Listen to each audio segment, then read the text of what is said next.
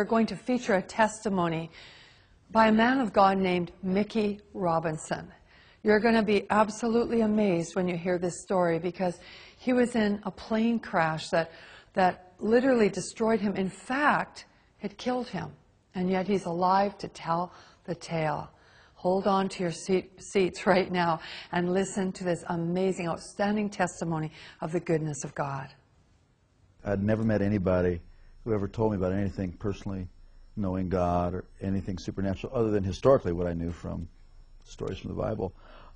Never met one person who told me they had a real relationship with Jesus. Never knew about the need to really come into a relationship with the Lord through Jesus. And I was busy getting it on. But, you know, there's not enough excitement in the world to ever satisfy. You always got to have more. And I like stuff that was edgy, you know, skiing, and I always liked aviation stuff. And so I started taking flying lessons. And I thought it'd be more fun jumping out of airplanes. So I became a sport parachutist, and that really got me. I mean, I became obsessed with skydiving. It really consumed my life. My existence revolved around that 30 to 60 seconds in free fall and that 5-minute parachute ride. Then I had to do it again. It's like a drug, you know. It's It's almost good. like an addiction. Oh, totally. And then all of a sudden, one night, all that was going to change. Shortly after takeoff, I don't really recall much because I was kind of dozing off, sitting next to the pilot, actually sitting on the floor next to the pilot. We removed the seats in this new aircraft, and I was awakened by a sound unfamiliar to me. It was the sound of the motor going completely silent. Uh-oh. And the pilot turned to me and he slapped me. He says, "That's it, we're going down." So we just pitched forward and we plummeted straight down at over 100 miles an hour. And what was seen out of the cockpit, and this was told to me, I don't recall this, but we were going straight to the ground and we're headed right towards a gigantic oak tree. We did hit that tree going, like I said, over 100 miles an hour, and my face stopped my body going 100 miles an hour. So then the airplane cartwheeled on its wings and slammed into the ground. If you see pictures of the aircraft, it doesn't look like anybody could survive this.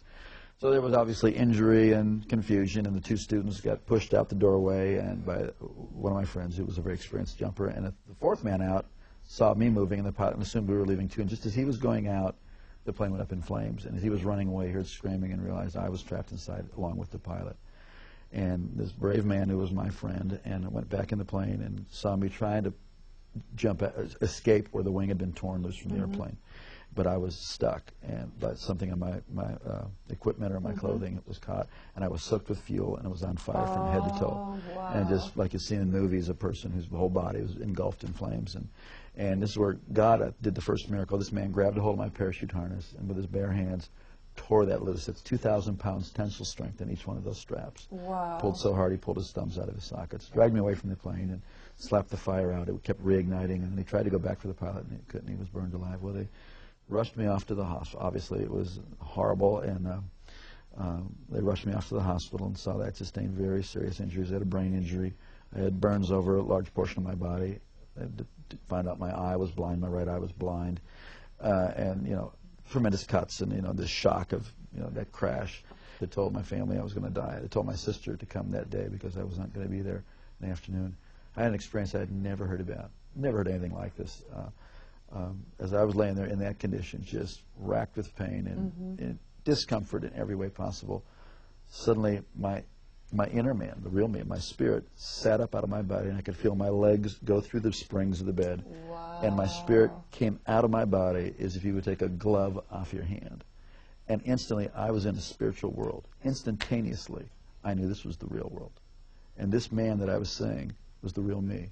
Now, when that happened, were you aware of any pain still? Or No, were I was totally completely separated from the pain and the carcass? Completely, no. And I didn't even remember turning around and looking. I mean, I was transferred immediately into a spiritual dimension. And everything about the spirit world is more real than this world. The colors are brighter. The edges of everything are sharper. The emotions are just enhanced. They are clear. And instantaneously, the thing that really struck me the most was there was a complete absence of the awareness of time. Everything in this world is relative to time. You know, you got up this morning, you'll go to bed at night. Something is old, something is new, it will get old. Something is born, it will die. Everything in this plane, in the physical plane, in the natural plane, is relative to time.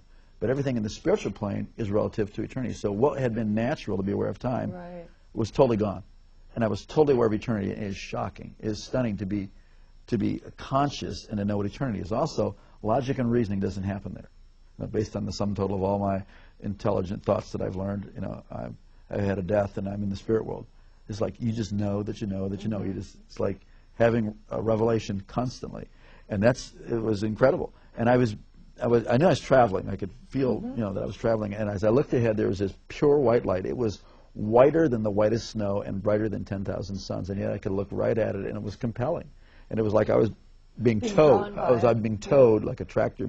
And as I was looking, I could feel this anticipation. Wow. But then simultaneously to that, on my right side, I could feel something, and I looked, and there was this blackness sweeping. Now, this blackness, as I looked at it, instantly I was aware of its complete nature.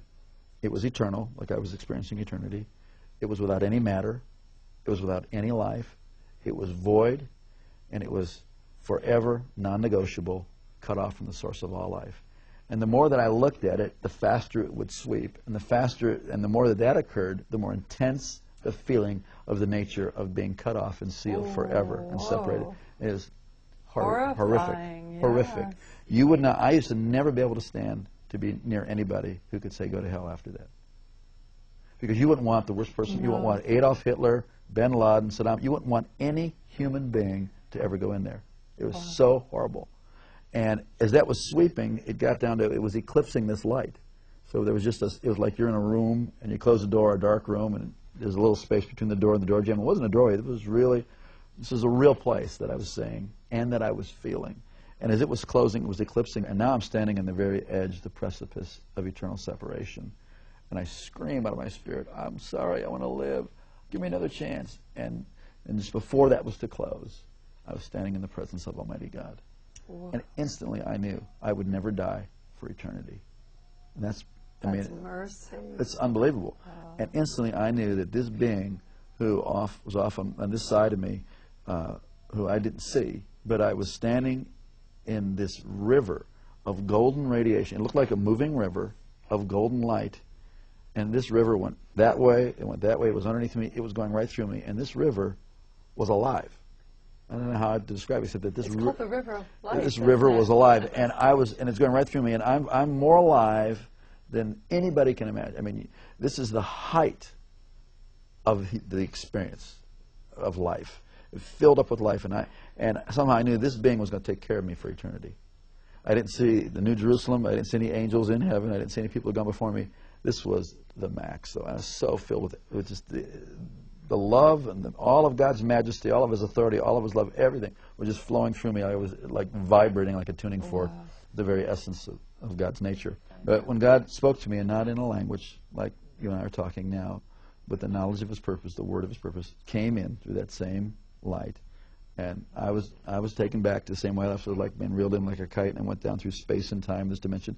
As my spirit settled into my body, and I could start to hear out of these ears and see out of this eye, I came to in the room, materialized, kind of like they beam up on Star Trek, right. And I heard myself speaking in this beautiful language that I had never heard anybody talk about before. The heavenly language. Yeah, it was a beautiful language, and when my brain turned on, I thought, what in the heck is this other language? And I was no longer, the person who was dying and dead was no longer, and I was born again and filled with the Holy Ghost. I never heard about that. You know, for years I wondered, what was that blackness, and why did it sweep down to where it was just a sliver, like about a half-inch of white light? And years later, God revealed it to me. It was really a historical record of my life. That for all the years that I had lived, I was in darkness. And God gave me a space to cry out to Him. And in that space, it changed my future, my destiny, my whole purpose. God loved me the whole time. God was with me. But, please, don't wait until you're that desperate. We're desperate right now, and He's with you, and you have a chance today to cry out to God. It's not complicated. It's not religious. I mean, certainly my prayer wasn't all that complicated. And it wasn't about religion. It was about I needed life. And there is no one of us before God that doesn't need the whole life that He has to offer. It's usually fear that keeps us from doing that. Or like we're afraid, well, I'm not good enough. That's the whole deal. We need God.